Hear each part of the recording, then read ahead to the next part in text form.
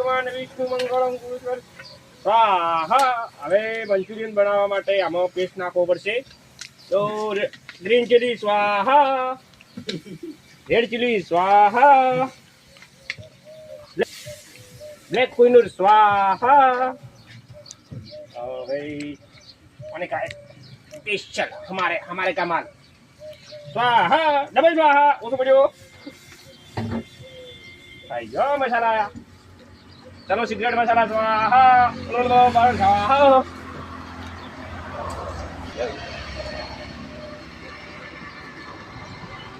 White मिर्ची स्वाहा.